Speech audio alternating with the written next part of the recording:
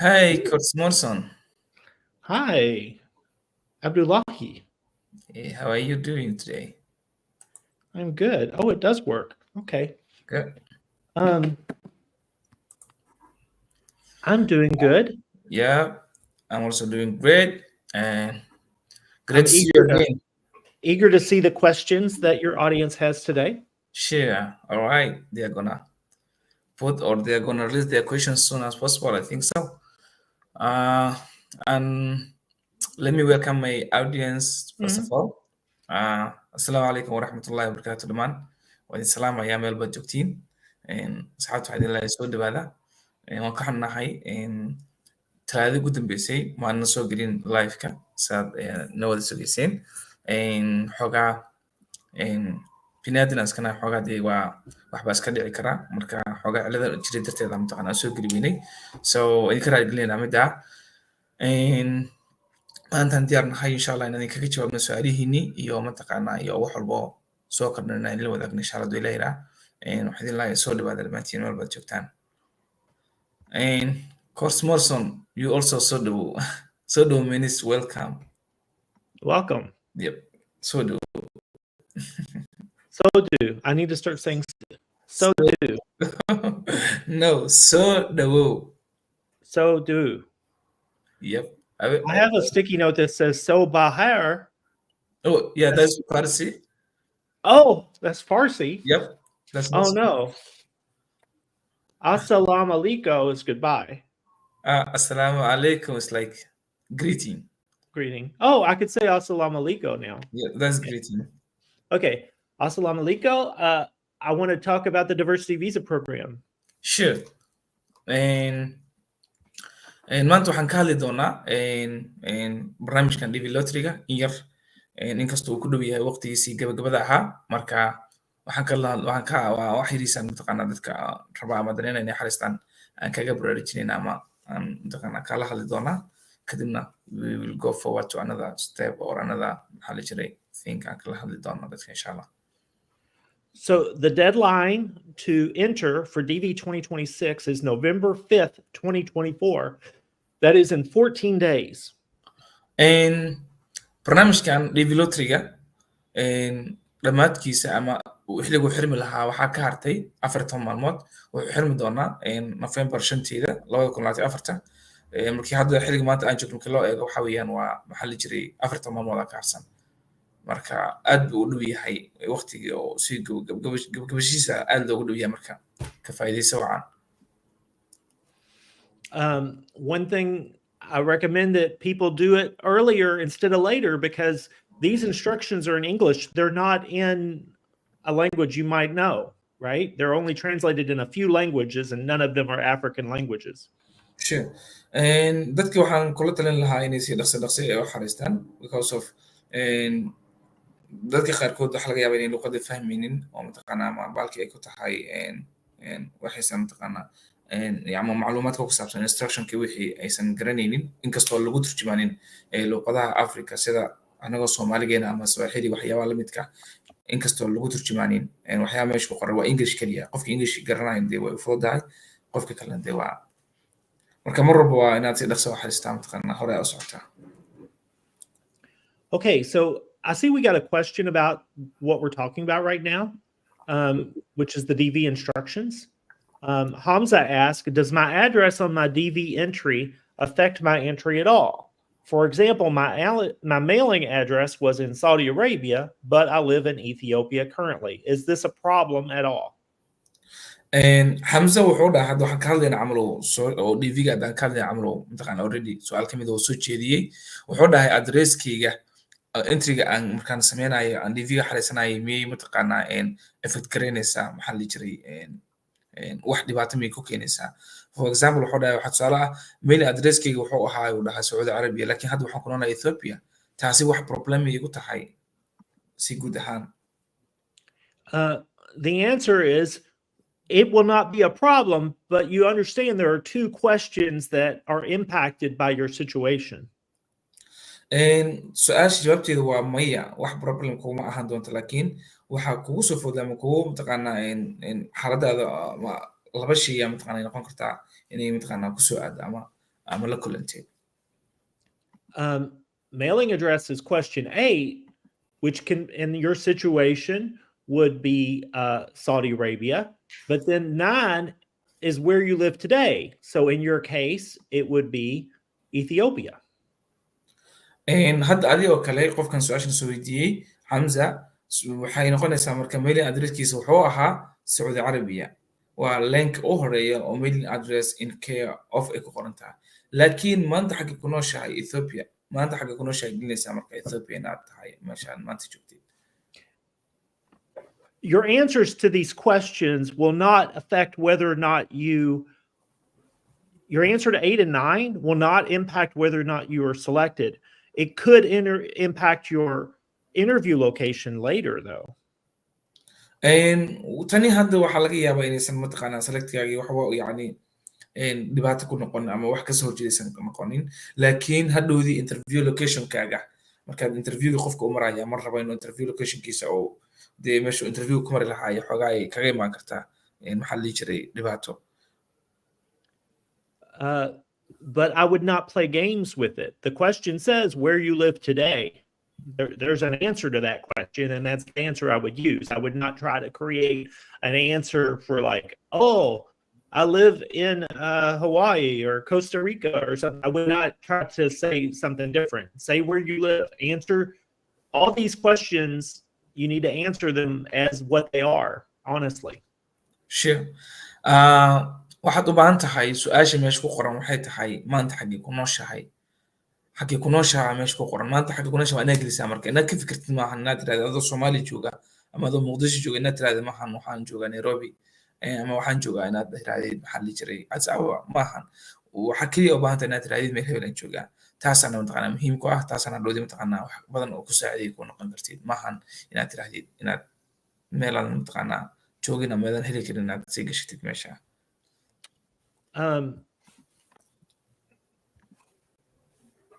El Said says, welcome, Mr. Christ. Not how you spell my name exactly. I'm Curtis, right?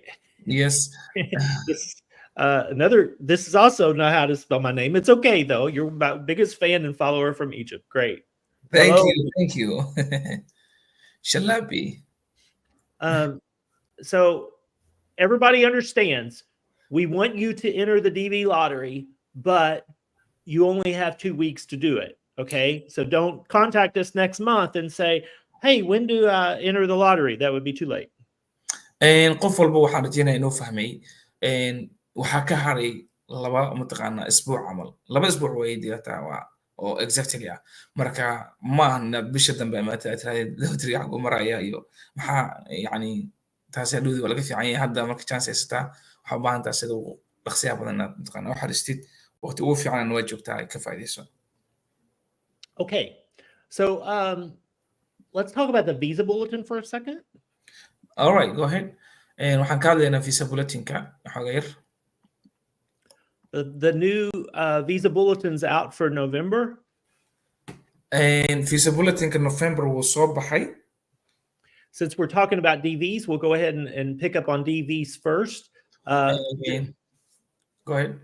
So for December, the only DVs that will be eligible for interviews are the ones, if you're Somali, with case numbers below 15,000. They didn't update it yet then.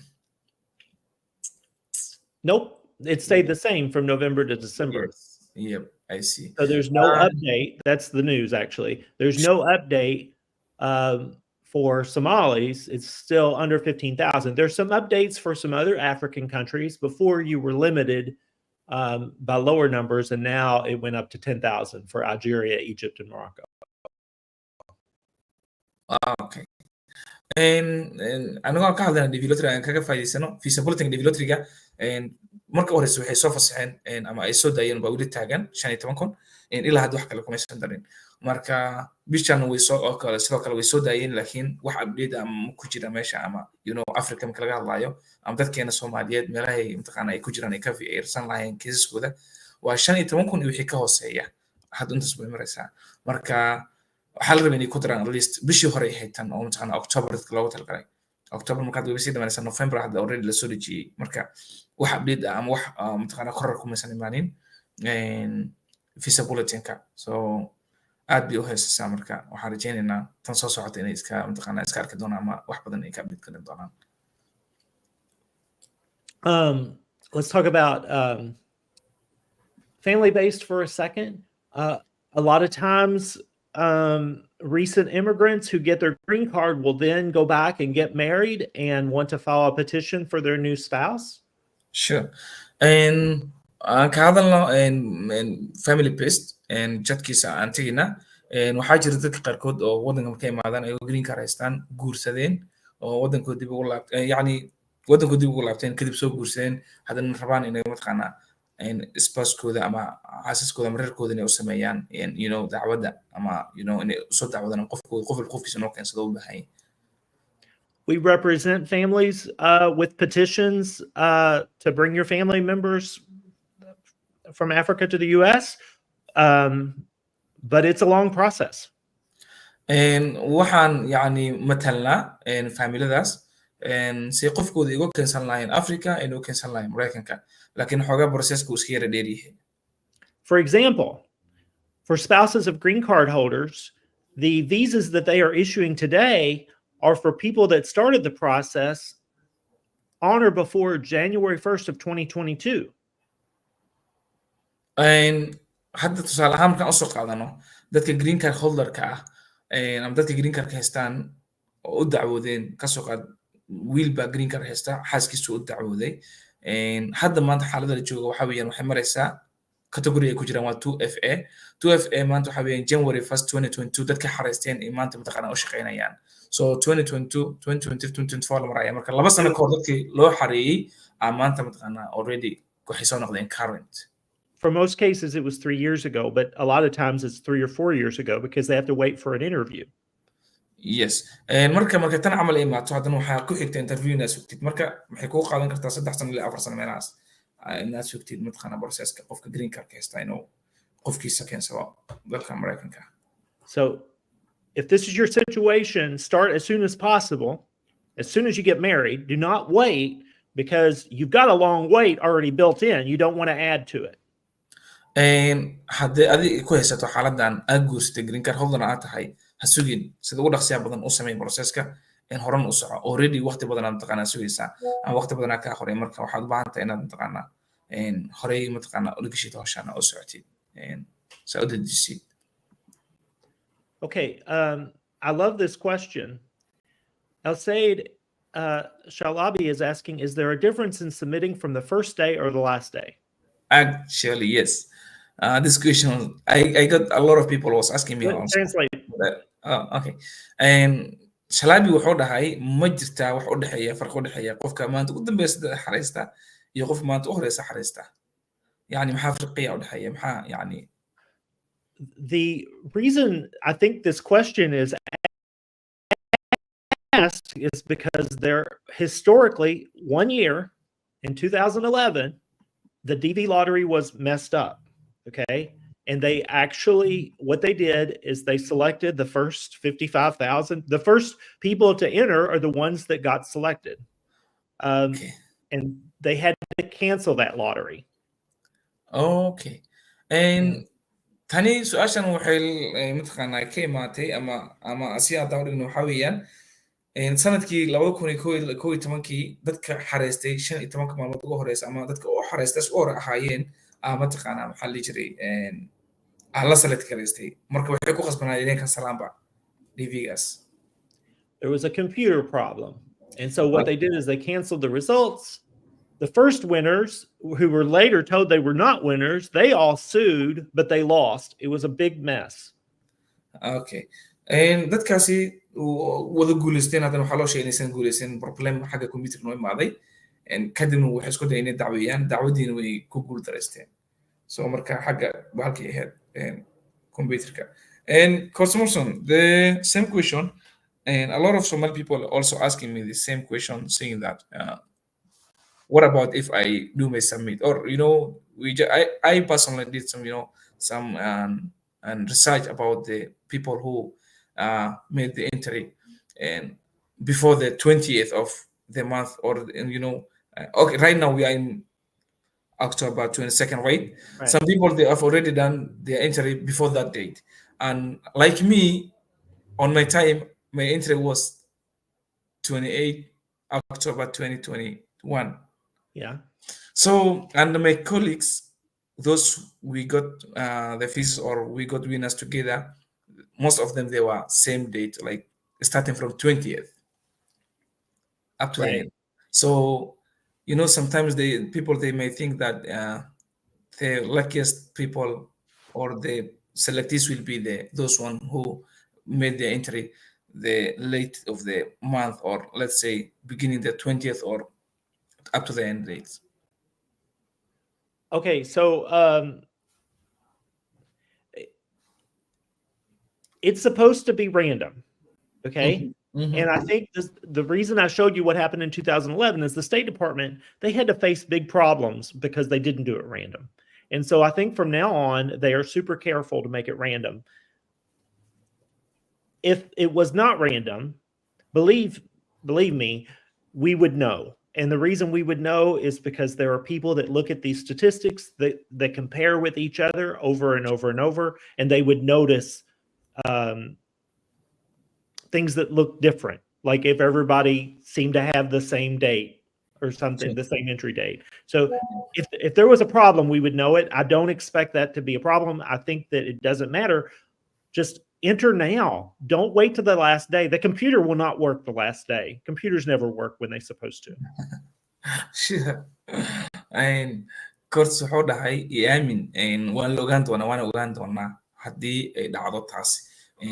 Taariikhyada hadda aan dhehayno, dadka inta badan xariistaan wixii ka dambeeyay 20-ka bisha, ama dadka inta badan dhiid waxaa jiraan oo isku soo aaday, ama team walbo waxaa jira dhiid markay isweydiiyaan adiga goorma xariisatay, ama xilligu qofka u soo baxay, ama isku aadisiin xoogaa ay jiraan. Marka taas baan kala hadlay, wuxuu dhahay tani waa random, horta waa si mataqaana waxa loo dooranayaa, waxa waaye ii sheeg, af Soomaali random waxa weeyaan, waa computer wax dooranayo, qofkii waxa weeyaan balkii ma ahan qof mataqaana caadi kuma select gareysanayo. Marka computerkan waxa weeyaan soo qofku ka boodaya, adiga ka booda camal weeyaan, si qofka loo doorto saan isleeyahay. Marka dadka qaarkood dheedadkay xareyseen xoogaa dee way iska yura dhawaayeen. Marka dadka qaarkood waxay isleeyihiin dheedkaas 20-ka bisha wixii ka dambeeya, ama dadka aadi xareystay maxaa jira may dhibaato ku tahay, ama dadkaas ay wada fiican tahay. Horta isnoo day mataqaana oo aad dhihi kartid maanta waa xareystay, maanta waa qasab inay soo baxaan, ma ogid. Dad baa xareystay weeyeen, dad baa aniga xataa gacantayda ku xareeya waayeen oo mataqaana aan usoo bixin. Marka muhiimadda waxaa waaye inaad mataqaana maxaa la jiray iska xariisid, iska aamintid inaa mataqaana waxaan ilaahay xaggiisa ku qoryihiin kusoo bixi karan, ay waynin kartid. Dheedkana xariista kuma xirna. Hal mar ay taas dhacday 2011 ahayd. 2011na State Department waxay sameeyeen in dib ula laabtaan, ay dhahaan wax dhan waan kansalnayba. Marka ma shaqeynin. Marka haddii noqoto in wixii isku mid noqdaan, ama dheedadkii sidaan u sheegay ay noqotona, statisticska isku fiirinaya sanadkii hore sanadkan wixiisa u dhaceen, kadibna waxay noqonaysaa wixii inay fashilmaan dib in wixii dhan loo celiyo noqonaya. Marka so waxaan rajaynaa intaas inaa fahanteen. Let's switch to this question here. Hussein Haji, DV 2024 ku guuleystay September interview maray, waa lay aqbalay keeskii online, hadda ka fiirso issue leeyahay, weli ma helin fiisaha safaaradda ma ila soo xiriirin. Interesting. Hussein Haji, he was one of TV 2024 selectee, and he had his interview on September. I don't know exact date. He was approved. His case, whenever he tries to check on SIAC updates, it says that issued visa issued, but he never received his visa, and the embassy never communicated to him. Okay, he needs to reach out to us immediately. Do not wait. Do not wait a day. I don't know why you have not done this before. You need to talk to us. Abdullahi, or reach him on WhatsApp or email, or since it looks like he's more comfortable in Somali, so he needs to reach out to you because we can help with this situation maybe. yeah and Hussein Haji waxaad u baahan tahay sida ugu dhaqsiya badan inaad la soo xiriirtid arrintaas waxaan kaga caawino ama kaga caawin lahayn inaad intaas sugtid maba ahaynba sida ugu dhaqsiya badan nala soo xiriir ama ani ila soo xiriir ama course Morrison oo loo xiriir sida ugu dhaqsiya badan fiisaadu ishid ku dhahayo aadan helin DV 2024 na ahayd weli chance baad haysataayo mataqaanaa sida ugu dhaqsiya badan nala soo xiriir ilaa time is not your friend. waqtiga maahan saaxiibkaaga weligaa waqti ha sugin. So the sooner you reach out to Abdullahi, the sooner you hire us, the sooner we can help you, the sooner maybe we can save this journey, because right now things are not looking good for you. Yep.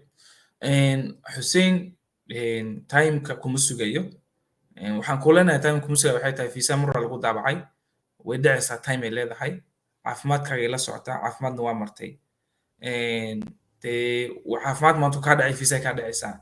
Issue meesha ku qoran weligeed ku qornaanaysaa, they don't care. But waa inaad ka faa'iidaysataa mataqaanaa sida dhaqsaha badan mataqaanaa inala soo xiriirtaa. Si anagana kaga faa'iidayn lahayn fiisaagan mataqaanaa aad u heli lahayd. Marka waa sidaas nala soo xiriir insha Allah. I see Hussein has a question here. Yeah, he said after 2 hours I will be contacting you. Wonderful. So we'll wait. Yeah. This just says ASC.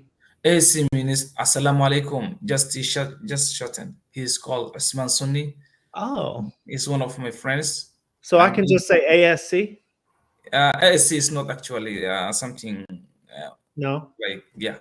But your friends can say it to you. Am I not your friend? Oh, okay, you have a friend. You can say okay. it. You can say it, but I personally I prefer to say the long way. Okay. ASC is like I don't know what the meaning of ASC, but in general I can say Assalamu alaikum. Okay, I got it. He's my friend though. Wa alaikum salam, alimu.